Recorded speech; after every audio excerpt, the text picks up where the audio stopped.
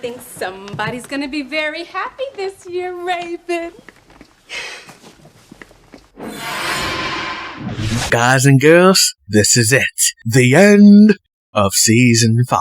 Now, I'm only combining both of these episodes for only one reason. They aired out of order. Story chronologically wise, 24 should be 25 and 25 should be 24. It's also what happened with That's So Raven, where story wise, Eddie's episode was the season 4 series finale, and Corey's smoking episode was the episode before the finale. But for some reason, Eddie's was first and then Corey's. Someone over at Disney and or the Raven's home crew messed up. It better not happen again. I'm gonna review these episodes story-wise, so 25 first and then 24. But with that, let's get into the video. Alright then, let's raise some hell. The real episode 24 is another tradition of what the show does, and that is a Christmas episode. Number 1. In all of the years of seeing the fireplace and the Baxter residence, it's revealed it's decorative. No wonder you never saw fire. Number 2. Delroy was 100% the MVP of this episode. Raven Simone played him excellently. I also like the change to Delroy's black hair to gray hair to show he aged. Number 3. Once again, Delroy had beef or ham with Victor about him thinking he stole their grandma's secret ham recipe. But just like the gravy boat, which was a reference, it was a misunderstanding. Victor thought he came up with it, but that wasn't the case. Number 4. I gotta say, Raven Simone was looking hella beautiful in this episode. Number 5. Miss Samuels as Betty Jane was so good. They really played up her countryside. She stole trees and was fishing in the neighbor's pond. Heck, she stayed in her country gear outfit the whole episode, but Raven did try to get her out of it. Number 6. Just like Delroy and Victor, Raven and Betty Jane were having problems about what style of Christmas they should do. A country Christmas or a San Francisco Christmas. And because of their back and forth on which one they should do, Alice doesn't even want to do Christmas. And so they put their differences aside and come up with an idea to impress Alice. And I love this moment they had. I'm sure if we put our heads together, we can think of something. You're not funny. Number 7. They reference Devon and Nia. Raven says this is going to be her first Christmas without her, so there will be no Kwanzaa. Though I'm sure Nia got to see Devon's Kanara, because remember, Devon got that in the settlement. Number 8. I said in the season 5 premiere that Alice's full name should be Alice Jane Baxter. That way you could keep Betty Jane's last name. And that didn't happen. Plus, why did they keep calling Betty Jane by her full name? Bars. Though I get why. It feels weird if you just call her Betty or just call her Jane. Heck, I've been doing it throughout this review. So don't ever stop calling her by her full name. No mention to her other country cousin family members. No mention to Alice's father, who I believe she got her smarts from. Because Betty Jane, well, let's just say she's not the smartest tool in the shed. Number 9. Booker's whole plot of the episode was okay. He had a vision about this kid getting his shoes because of Victor accidentally taking the shoes to The children. Holiday Drive. So he had to get the shoes back. He does, but he ends up giving the kid the shoes because it's the holidays and the kid doesn't have much. At the end of the episode, he gets the shoes anyway. With how much Booker wanted these shoes in season 6, I better see him in school wearing them. So as for the episode, I give it a 7.5 out of 10.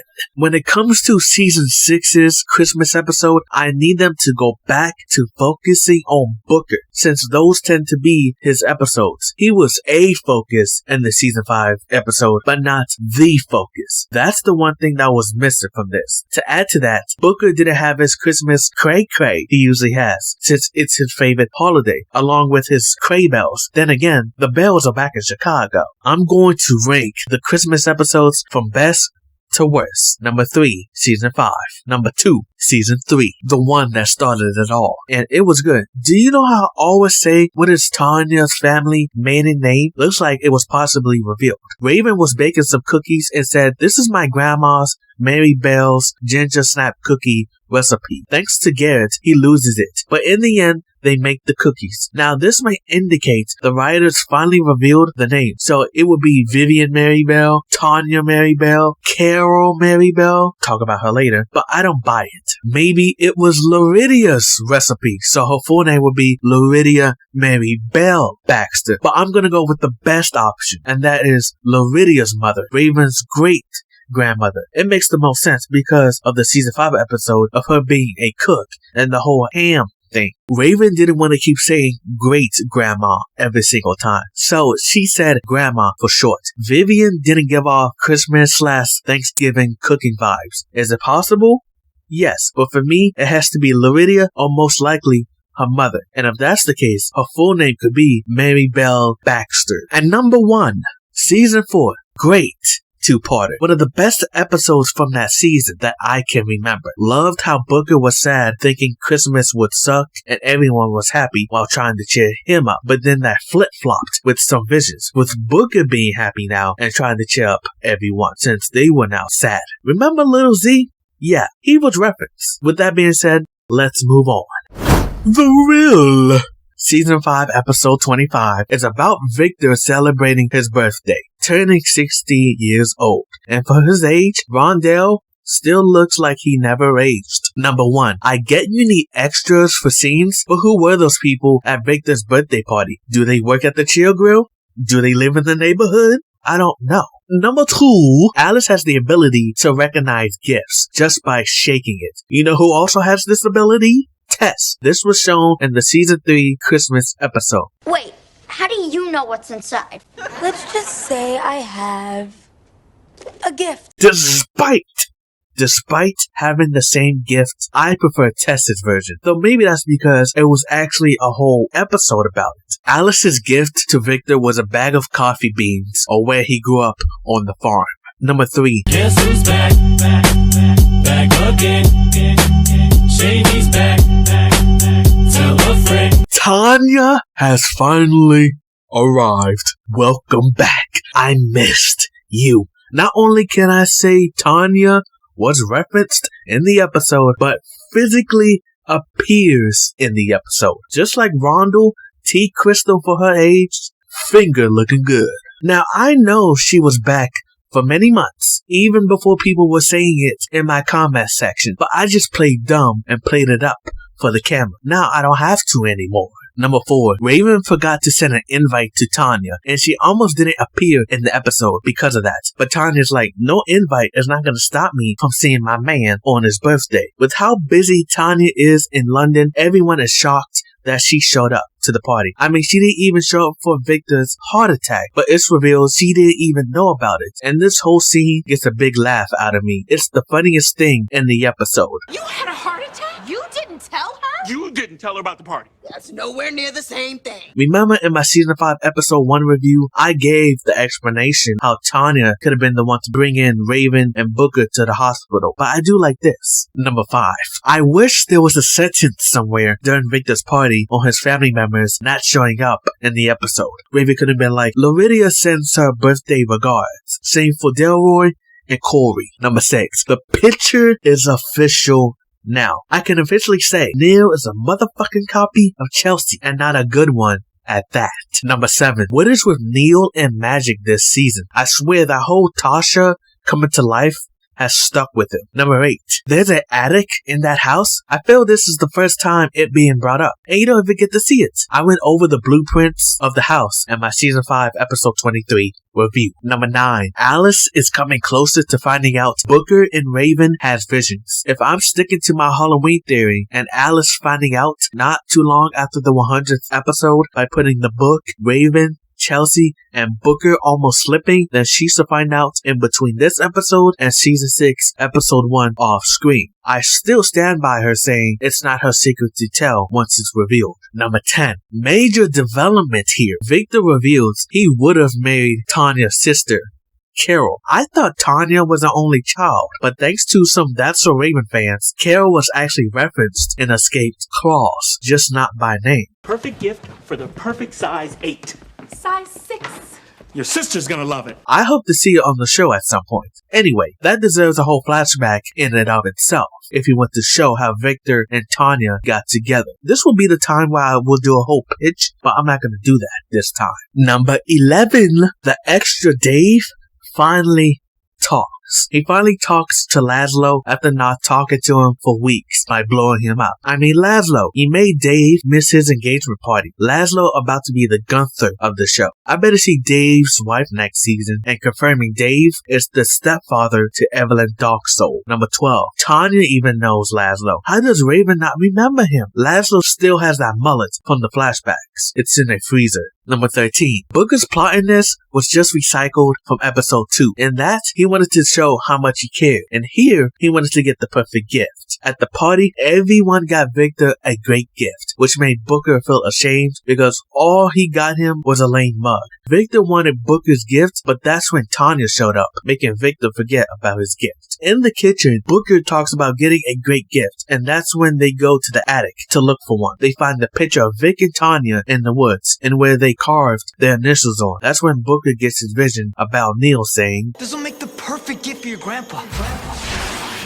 After it, Booker says, let's give them part of the tree with the initials on it. Alice says, good luck with that, but Booker says she needs to come. And that's when Alice comes close to finding out Booker is psychic because she starts stuttering, not trying to reveal it. When they get there, they need to find a way to get the initials out the tree. Booker insists he breaks it by using his hands, but Alice gets out a chainsaw, which she randomly had or was smart enough to know Booker and the Bookettes would not bring any cutting tools. On top of that, Alice is the one in karate class, so she would have a much better chance to getting it out, even if she didn't bring the chainsaw. On their way home, they get stuck on the San Francisco bridge, and Booker says, I don't care. I will walk if I need to show how much I care. Alice says, he knows you care by spending time with them. Again, same lesson Booker learned in season 5, episode 2. Booker ends up accidentally knocking the gift off the bridge. Number 14. Just like Booker's plot being recycled, same thing goes for Raven. Her recycled plot comes from episode 12 of this season, where Raven thought Victor wanted to end the relationship with Tanya. Throughout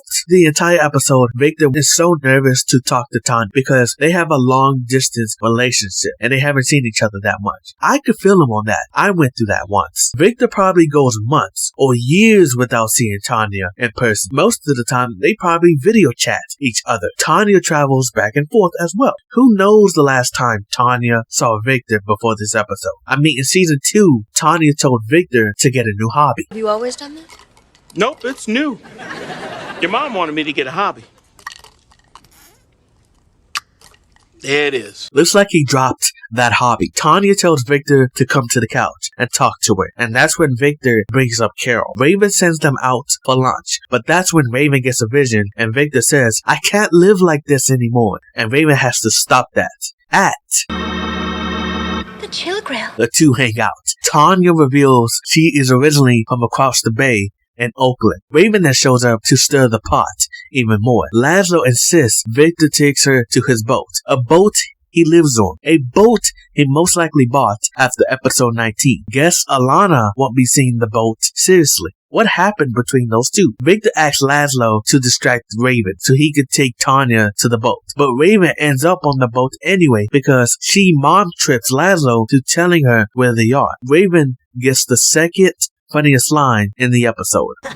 Nobody dumps my mama, not even my daddy. Tanya loves her romantic time on the ship with Victor until Booker's gift that fell off the bridge hit the boat and the boat starts to sink. Raven's third funniest line in the episode. Going down with the ship, just like you. But great news! They don't die because they see the light. They're going into the light, which the U.S. Coast Guard that had previously rescued Raven and Chelsea are saving Raven, Tanya, and Victor. After that, they head home and Victor comes clean and decides he wants to move to London full time. He's tired of the long distance relationship. Raven's like, that's it?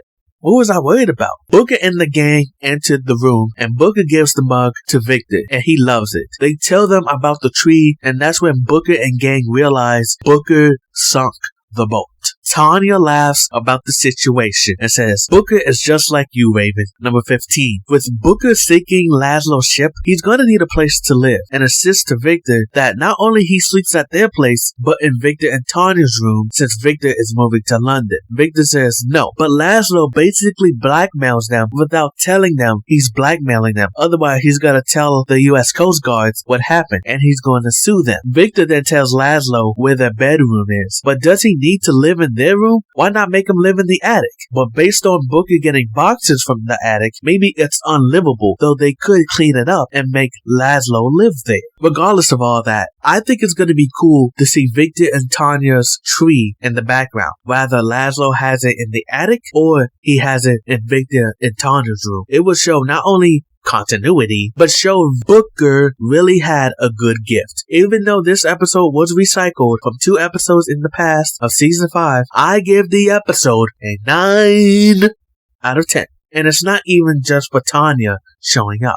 With me looking at my grades from past reviews, my overall grade for season 5 will be a 8 out of 10. It tied with season 2. The 2 downsides of this season is the back half and not completing the arc. Like, it didn't necessarily dip like I predicted at the episode 10, but there was no clear story. In the first half of the season, it was building up the prom. The only thing I could think of what they build up in the back half is Booker's car. Characters disappeared, like Cammy, though that's because Marissa wanted to focus on school. Storylines were dropped, like Alana and Laszlo. Cammy recording Alana's reaction when she tells her she's dating Booker, etc. However, most of all, the season 5 arc never finished. The whole arc of the season was about Victor getting healthy. I was expecting the doctor to be like, Victor, you're eating healthy, you're exercising, and Raven would say, well, looks like we can head home now. You know, something like that. Completing the arc.